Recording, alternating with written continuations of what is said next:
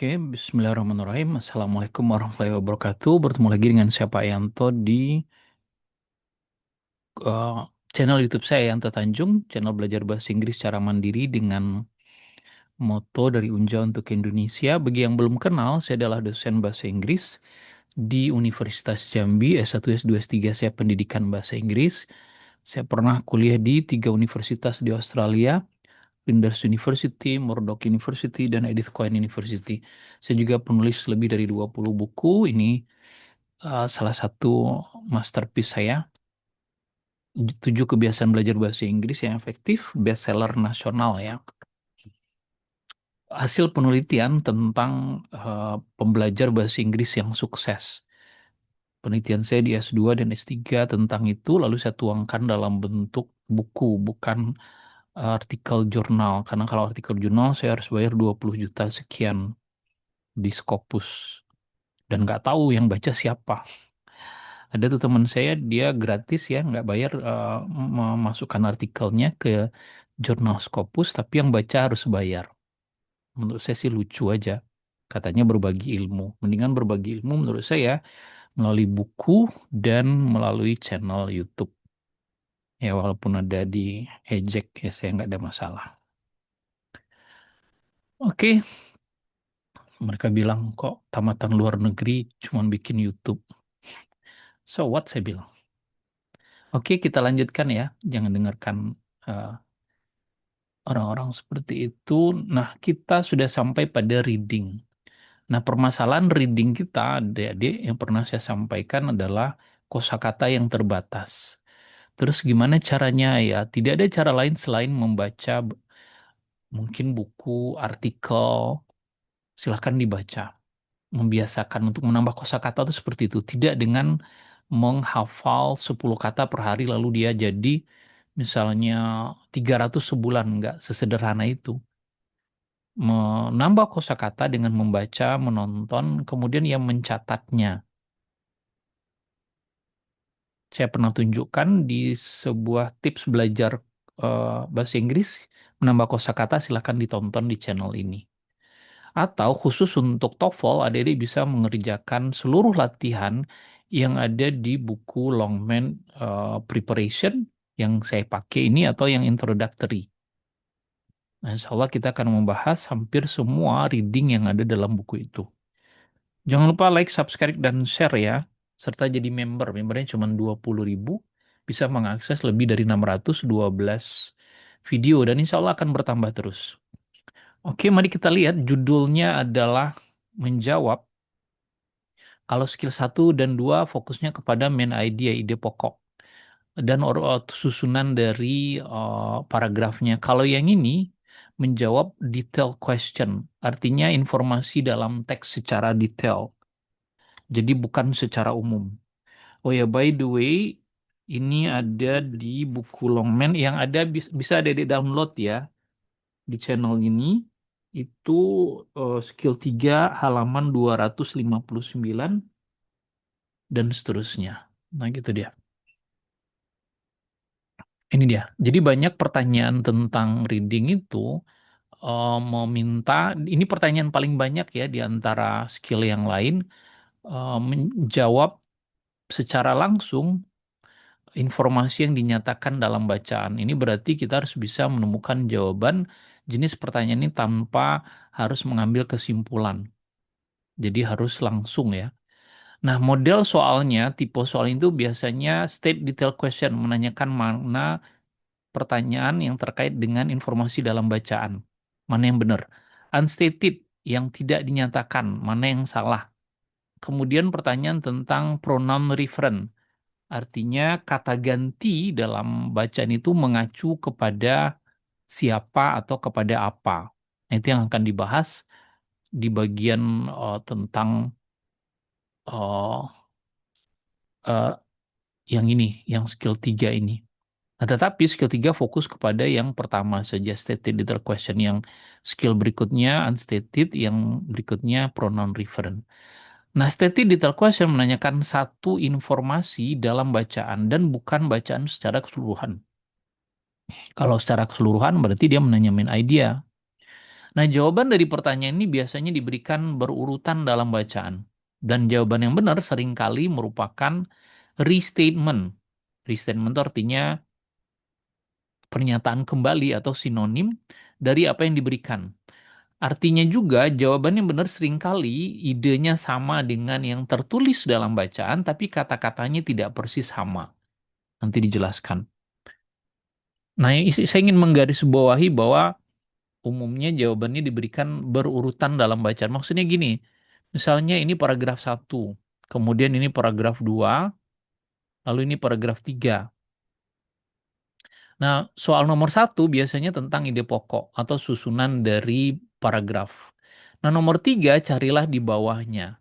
Nah, kalau soal nomor 4 cari di bawahnya lagi, 5 di bawahnya lagi, 6 di bawah lagi, nomor 10 mungkin yang paling belakang. Nah, itu maksudnya in order. Jadi jangan pernah cari soal nomor 3 di bawah sekali. Atau nomor 9 kita cari paling atas.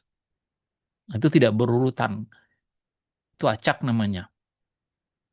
Ya namanya juga kita tes ya Dede. Seringkali kalau tes itu kita panik. Nah salah strateginya. Kalau salah strategi akibatnya ya waktunya tinggal 5 menit kita masih ada 12 soal yang belum selesai. Ya agak susah itu menjawabnya. Sudah panik duluan. Nah, mari kita mulai. Contohnya ada pada halaman 260. Ini contoh ya bacaannya. Ketika kita membaca soal, according to the passage. Nah, kalau ada kata-kata ini menurut bacaan, Williamsburg is located. Kalau ada kata-kata ini berarti dia menanyakan informasi dalam teks. Langkah pertama, cari kata kuncinya. Mana kata kuncinya? India. Kata kuncinya biasanya letaknya sebelum titik-titik atau sebelum tanda tanya. Kayak gini. Ini kan titik-titiknya di sini nih. Williamsburg is located. Langkah pertama, kata Williamsburg ketemunya di mana? Ini dia. Berarti jawabannya ya yang ada di sini. Nggak usah lah baca ke paragraf 2, 3, atau 4. Located, situated. Ini yang dimaksud dengan restatement tadi. Jangan pula dicari kok nggak ada ya located pada bacaan. Ya memang nggak ada. Kalau lurus-lurus saja located lagi ditulis itu soal anak SMP. Bukan soal TOEFL. Jadi located digantinya dengan situated ini. Berarti jawabannya ada di sini. Fokuslah ke sini. Baca 2 sampai 3 kali. Tapi kalau adik sudah terbiasa sekali aja udah cukup. Tapi untuk awal latihan bacalah 2 sampai 3 kali. Banyak soalnya di buku Longman. Nah, setelah kita baca, Williamsburg adalah kota bersejarah di Virginia. Located sama dengan terletak ya di sebuah peninsula di antara dua sungai. Kalau ada yang nggak tahu arti peninsula apa, ya sudah baca saja peninsula. Peninsula itu semenanjung ya, tanah yang menjorok ke lautan, tapi dia besar ukurannya. Kalau tanjung itu tanah menjorok tapi nggak terlalu besar. Teluk itu lautan yang menjorok ke daratan. Nah itu dia. Tapi saya tidak sedang menjelaskan geografi. Intinya kalau nggak tahu ya sudah, sebutkan saja di atas sebuah peninsula di antara dua sungai, The York and James. Ini nama dua sungainya. Nah, mari kita lihat.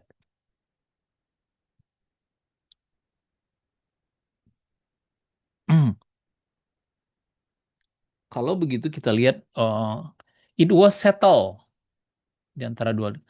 It was settled ini tidak ada sebetulnya cerita yang lebih khusus ya tentang eh, apa namanya tentang Williamsburg. Kita cukup baca saja. Mari kita baca. Menurut dia terletak di sebuah pulau. Apakah dia terletak di sebuah pulau? Tidak ada penjelasannya. Jadi kita anggap tidak tahu. Ya mungkin saja dia sebuah pulau tapi nggak disebutkan karena peninsula itu memang pasti di sebuah pulau atau benua. Di tengah sungai, apakah di antara dua sungai was settled, story situated in a peninsula, dia terletak di sebuah peninsula. Apakah terletak di tengah sungai? Enggak. Kemudian di mana where the York terletak, di mana York and James meet. Ini kan di mana dua sungai itu bertemu terletaknya di situ. Apakah enggak? Di atas sebuah tanah with rivers on two side. Di mana sungai berada pada dua sisinya. Ini dia, tanah itu peninsula, peninsula dia dengan dua sungai, di antara dua sungai, bener, di antara dua sungai. Jadi bukan di mana dua sungai bertemu, yang Charlie, atau bukan di tengah sungai, enggak juga, bukan di daratan atau di sebuah pulau. Jadi langkahnya seperti itu. Butuh waktu memang, tapi 60 detik itu cukup kalau kita sering berlatih. Intinya jangan panik. Nanti silahkan baca lanjutan ini ya Dede. Kalau Dede sudah ngerjakan nonton video saya, coba baca lagi. Bacanya apa sih arti permanen, koloni itu apa. Nah begitu nambah kosakata khusus untuk TOEFL. Kan ada tuh yang nanya, Pak, kosakata apa yang seharusnya saya hafal untuk TOEFL? Ada tuh memang bukunya. Tapi jumlah kosakata di buku itu 3.000. Nah mau Dede mungkin butuh 2 tahun ngerjainnya. Oke, nomor 2, The Passage Indicate the Gemstone. Ini masih pada halaman 260 ya. Bacaan mengindikasikan bahwa gemstone berarti langkah pertama kita cari dulu kata gemstone. Ini dia pertama kali muncul di sini. Berarti kita lihat di sini ini kata kuncinya. Jadi langkah pertama gemstone titik-titik. Berarti ini kata kuncinya. Nah, mari kita baca. It was settled. Williamsburg itu dibangun oleh penjajah Inggris pada tahun 1633, 26 tahun setelah koloni Inggris permanen pertama di Amerika Serikat dibangun di Jamestown. Jadi Williamsburg itu dibangun tahun 1963, 26 tahun setelah koloni Inggris membangun Jamestown. Nah, berarti Jamestown ini lebih tua ya. Nah, gitu. Mari kita lihat. Dia dibangun 1963. Enggak, Williamsburg yang dibangun 1633. Was settled 26 years after Williamsburg. Dia dibangun 26 tahun setelah Williamsburg. Ini dia, 26 tahun dia dibangun setelah yang ini. Setelah yang ini dia bangun. After, sesudah first permanent English uh, was settled at Jamestown. Dia dibangun 26 tahun setelah Williamsburg. Williamsburg 1633, 26 tahun setelah Jamestown. Jadi Jamestown duluan. Nah, gitu maknanya. Apakah Jamestown ini dibangun 26 tahun sesudah Williamsburg? Berarti Williamsburg duluan? Enggak. Dia pertama kali, dia merupakan koloni Inggris permanen pertama kali di Amerika Serikat. Ya ini dia. Dia awalnya bernama Middle Plantation. Nah, nggak ada penjelasan itu. Yang nama pertama itu adalah Williamsburg yang bernama Middle Plantation. Jadi jawabannya Charlie. Silahkan dicek ulang. Number three, the passage state that the name Middle Plainstone, nama Middle Plainstone, ini dia Middle Plainstone.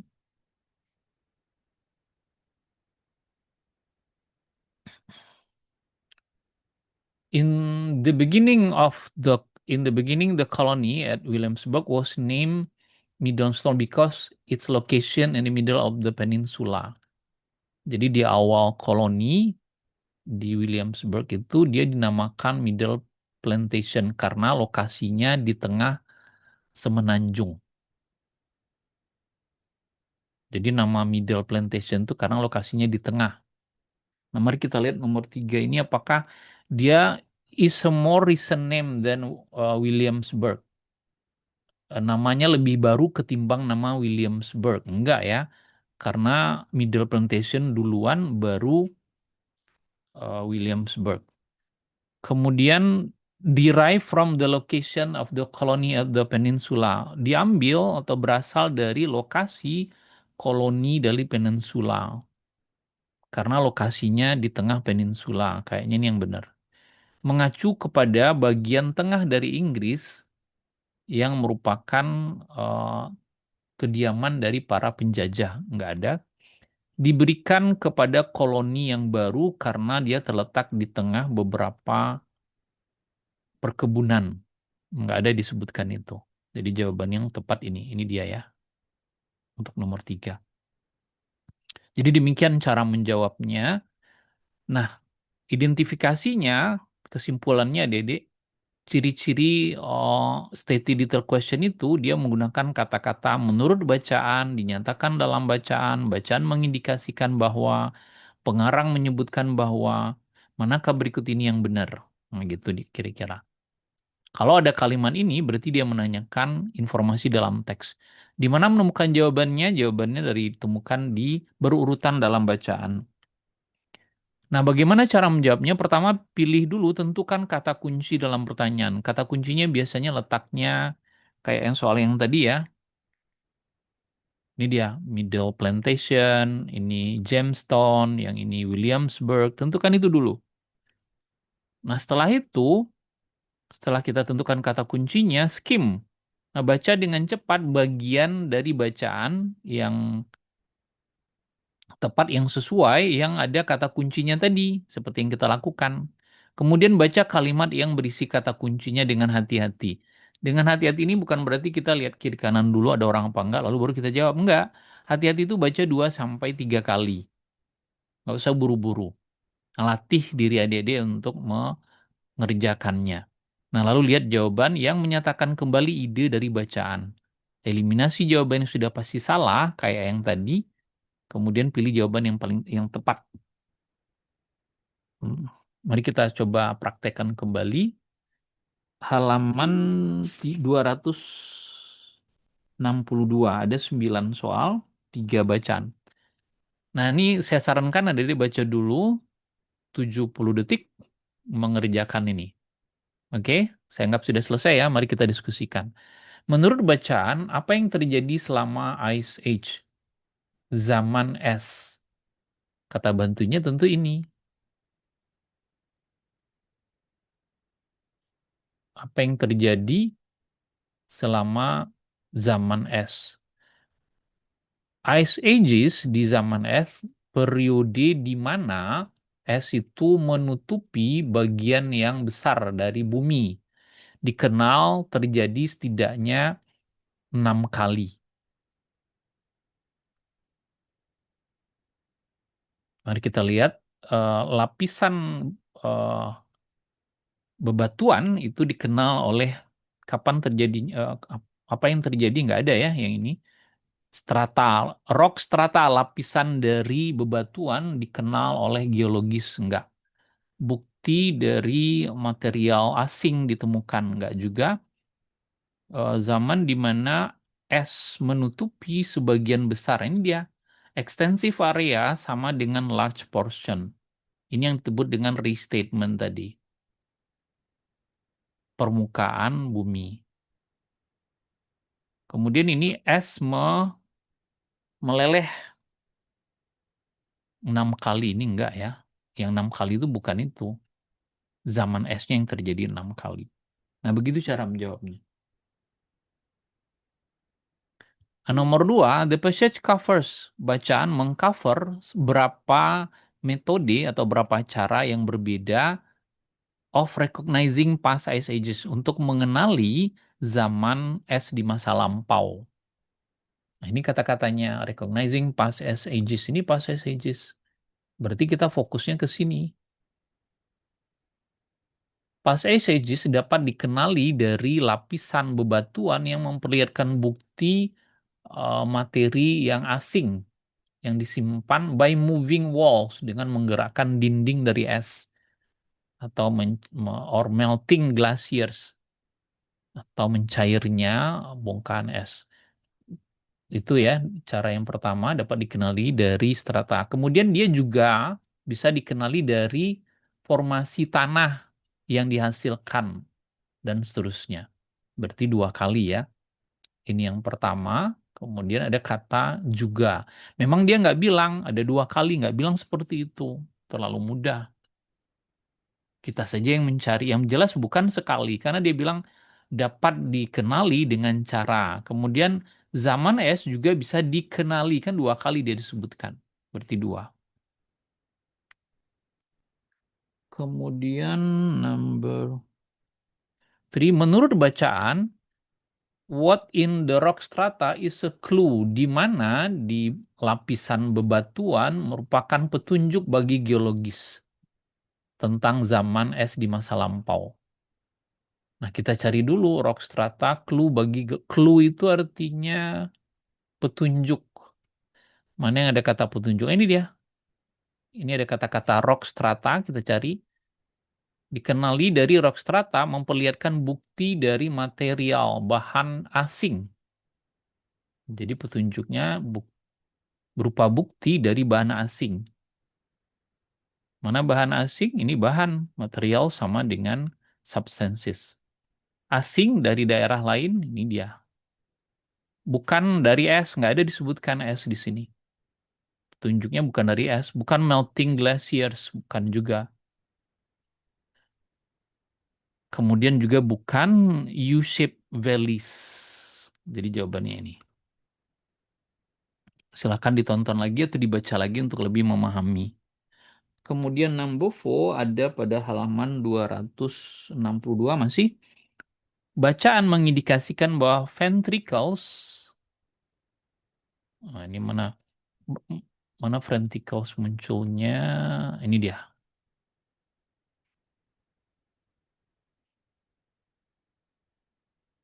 Hmm, ventricles itu kamar ya, tapi kalaupun nggak tahu artinya nggak masalah. Ventricle are thick wall lower chambers. Ventricle itu adalah kamar di bagian bawah yang merupakan dinding yang tebal yang menerima darah dari atria dan mendorongnya menuju arteris. Nah, itu dia jawabannya. Apakah dia relatif thin? Enggak, dia thick. Berarti jelas salah ini. Bukan tipis, dia tebal. Mengirim darah ke atria. Apakah dia mengirim darah ke atria? Enggak, menerima darah dia. Salah. Dia letaknya di atas atria. Push into... Nggak ada. Low, di bawah dia, lower kan. Nah, force mendorong darah ke arteris. Bener nggak? Ini dia mendorong darah menuju arteris. Berarti jawabannya delta. Jadi jawabannya persis ada dalam teks apa adanya. Tapi kata-katanya mungkin nggak persis. Butuh latihan. Number 5. According to the passage, when is blood pushed into the arteries from the ventricle? Menurut bacaan, kapan darah didorong menuju arteris dari ventricles? Ini ventricles didorong ini tadi arteris ini dia with pada setiap kontraksi jantung. Kapan terjadinya? Ketika ada kontraksi jantung. Ini dia ketika jantung berdetak. Bukan di antara dua detak jantung, bukan juga setiap kontraksi sebelum. Jadi ketika with ini sama dengan S. Bukan juga sebelum. Number 6. Menurut bacaan, which part bagian mana dari jantung yang mendapatkan darah dari tisu ini bukan tisu yang kita kenal ya, dari jaringan tubuh dan mengirimnya menuju ke paru-paru. Cari aja kata kuncinya. Heart get blood. Ini dia. Receive ini sama dengan get. Jadi peranan dari chambers, dari kamar itu, dari ruangan di sebelah kanan, dari jantung adalah menerima oksigen, darah oksigen dari jaringan tubuh dan mengirimnya ke paru-paru. Nah, jadi menerima darah dan mengirimnya ke paru-paru. Mana yang bagian mana? Ini dia tugas dari kamar sebelah kanan. Berarti yang ini. The right atrium, atrium dengan chambers itu sama ya. Ini kan dia bilang tadi, ventricles itu sama chambers, kemudian sama atrium itu sama maknanya. Jadi yang sebelah kanan.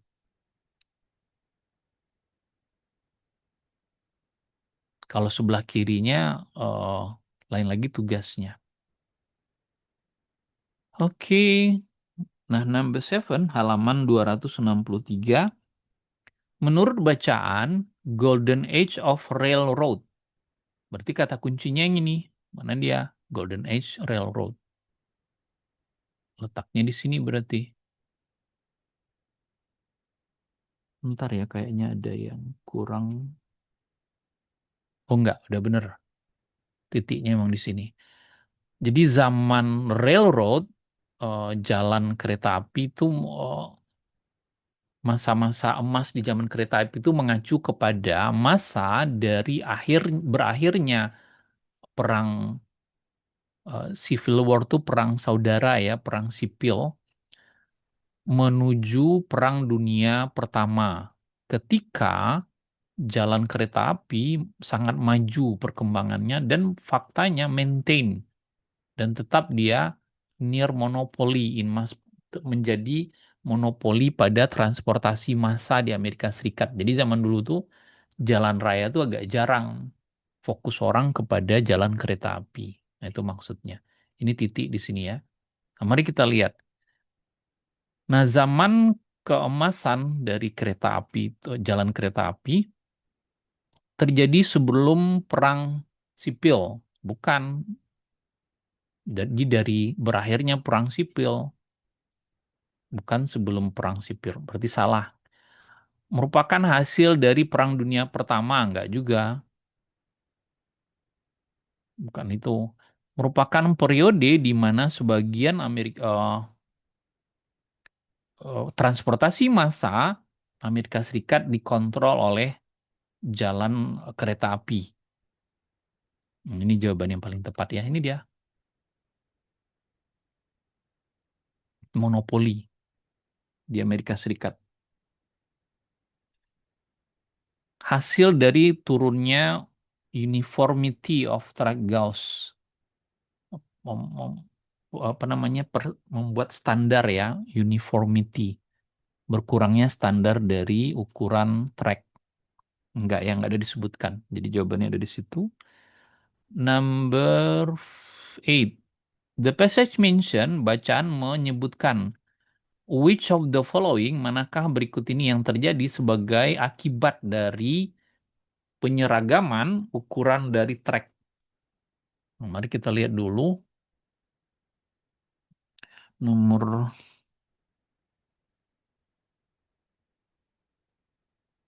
eh, akibat dari hasil dari uniformity. Mana uniformity? Uniformity. Ini dia ya.